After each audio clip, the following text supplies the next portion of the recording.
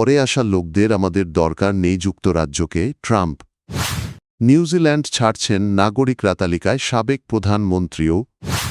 সত্য দীর্ঘদিন গোপন রাখতে পারবে না যুক্তরাষ্ট্র। ইরান শাহেদ ড্রোন ধ্বংসে ইউক্রেনের ইন্টারসেপ্টর নিতে চায় যুক্তরাষ্ট্র। ইরানে যুক্তরাষ্ট্র ও ইসরায়েলের হামলায় শুরুতে সমর্থন না দেওয়ায় যুক্তরাজ্যের প্রধানমন্ত্রী কিয়ার স্টারমারকে কটাক্ষ করেছেন যুক্তরাষ্ট্রের প্রেসিডেন্ট ডোনাল্ড ট্রাম্প। শনিবার সামাজিক যোগাযোগ মাধ্যমে দেওয়া এক পোস্টে ট্রাম্প বলেন, যুক্তরাজ্য মধ্যপ্রাচ্যে দুটি বিমানবাহী রণতরী পাঠানোর কথা ভাবছে, তবে এখন আর সেই সহায়তার প্রয়োজন নেই। তিনি দাবি করেন, যুক্তরাষ্ট্র ইতোমধ্যে যুদ্ধ জিতে ফেলেছে এবং পরে এসে যুদ্ধে যোগ দেওয়া কোনো দেশের সহায়তা তাদের প্রয়োজন নেই। এর আগে যুক্তরাজ্য প্রথমে আপত্তি জানালেও পরে সীমিত প্রতিরক্ষামূলক উদ্দেশ্যে যুক্তরাষ্ট্রকে তাদের সামরিক ঘাঁটি ব্যবহারের অনুমতি দেয়। এর মধ্যে রয়েছে গ্লুচেস্টারশায়ারের ফেয়ারফোর্ড ঘাঁটি এবং ভারত মহাসাগরের দিয়েগো গার্সিয়া ঘাঁটি। যুক্তরাজ্যের প্রতিরক্ষা মন্ত্রণালয় জানিয়েছে, শুক্রবার ও শনিবার 4টি মার্কিন বোমারু বিমান ব্রিটিশ রয়্যাল এয়ারফোর্সের একটি ঘাঁটিতে অবতরণ করেছে। সেখান থেকে সম্ভাব্য ক্ষেপণাস্ত্র হামলা মোকাবিলায় সামরিক কার্যক্রম পরিচালিত হচ্ছে। এদিকে মধ্যপ্রাচ্যে উত্তেজনা বাড়তে থাকায় যুক্তরাজ্য তাদের বিমানবাহী রণতরী HMS প্রিন্স অব ওয়েলস মোতায়েনের প্রস্তুতিও জোরদার করেছে।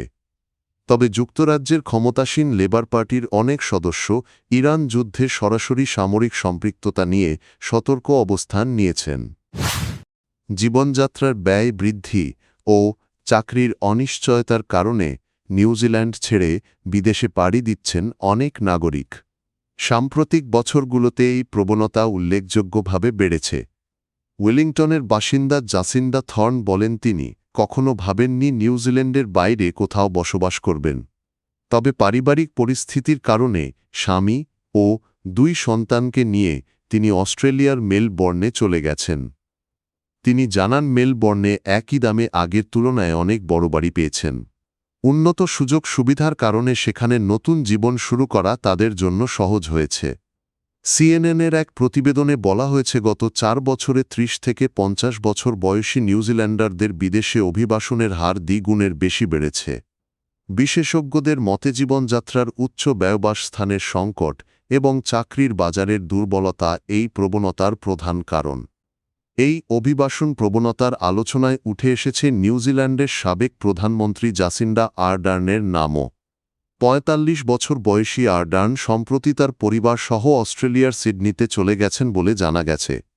বিশ্লেষকদের আশঙ্কাই প্রবণতা দীর্ঘদিন চলতে থাকলে নিউজিল্যান্ডের অর্থনীতি ও জনশক্তির ওপরের প্রভাব পড়তে পারে। ইরানের জাতীয় নিরাপত্তা কাউন্সিলের প্রধান আলী লারিজানি দাবি করেছেন, সাম্প্রতিক সংঘাতে কয়েকজন মার্কিন সেনা ইরানের হাতে বন্দী হয়েছেন। রোববার সামাজিক যোগাযোগ মাধ্যম এক্সে দেওয়া এক পোস্টে তিনি বলেন, যুক্তরাষ্ট্র বিষয়টি গোপন করার চেষ্টা করছে, তবে সত্যটি বেশি দিন আড়াল করা সম্ভব হবে না। লারিজানি আরও দাবি করেন, যুক্তরাষ্ট্র ও ইসরায়েলের হামলার জবাবে ইরান পাল্টা সামরিক পদক্ষেপ নিয়েছে। এদিকে ইরানের Islamic revolutionary guard corps IRGC জানিয়েছে, তারা অপারেশন ট্রু প্রমিজ 4-এর 27তম ধাপের হামলা চালিয়েছে। এক বিবৃতিতে IRGC জানায়, এই অভিযানে ইসরায়েল ও যুক্তরাষ্ট্রের বিভিন্ন সামরিক লক্ষ্যবস্তুতে ড্রোন ও ক্ষেপণাস্ত্র হামলা চালানো হয়েছে। তাদের দাবিনতুন ধরনের কঠিন জ্বালানিচালিত খেইবার শেকান ক্ষেপণাস্ত্র ব্যবহার করে ইসরায়েলের হাইফা শহরের সামরিক স্থাপনায় আঘাত হানা হয়েছে। এছাড়া ড্রোন ব্যবহার করে যুক্তরাষ্ট্রের একটি সামরিক ঘাঁটিতেও হামলা চালানো হয়েছে বলে জানিয়েছে IRGC। সংস্থাটি আরও দাবি করেছে, বাহরাইনে যুক্তরাষ্ট্রের 5ম নৌবহরের সঙ্গে সংশ্লিষ্ট কিছু স্থাপনাতেও হামলা চালানো হয়েছে।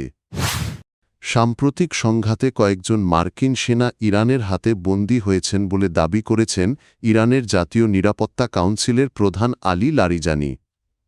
রোববার সামাজিক যোগাযোগ মাধ্যম এক্সে দেওয়া এক পোস্টে তিনি বলেন, যুক্তরাষ্ট্র এই তথ্য গোপন করার চেষ্টা করছে, তবে সত্যটি দীর্ঘদিন গোপন রাখা যাবে না। লারিজানি আরও বলেন, যুক্তরাষ্ট্র ও ইসরায়েলের হামলার জবাবে ইরান পাল্টা সামরিক পদক্ষেপ নিচ্ছে। এদিকে ইরানের Islamic revolutionary guard corps IRGC জানিয়েছে তারা অপারেশন ট্রু প্রমিজ 4-এর 27তম ধাপের হামলা চালিয়েছে। এক বিবৃতিতে সংস্থাটি জানায়, এই অভিযানে ইসরায়েল ও যুক্তরাষ্ট্রের বিভিন্ন সামরিক লক্ষ্যবস্তুতে ড্রোন ও ক্ষেপণাস্ত্র হামলা চালানো হয়েছে। IRGC দাবি করেছেন, ধরনের কঠিন জ্বালানিচালিত খেইবার শেকান ক্ষেপণাস্ত্র ব্যবহার করে ইসরায়েলের হাইফা শহরের সামরিক স্থাপনায় আঘাত হানা হয়েছে।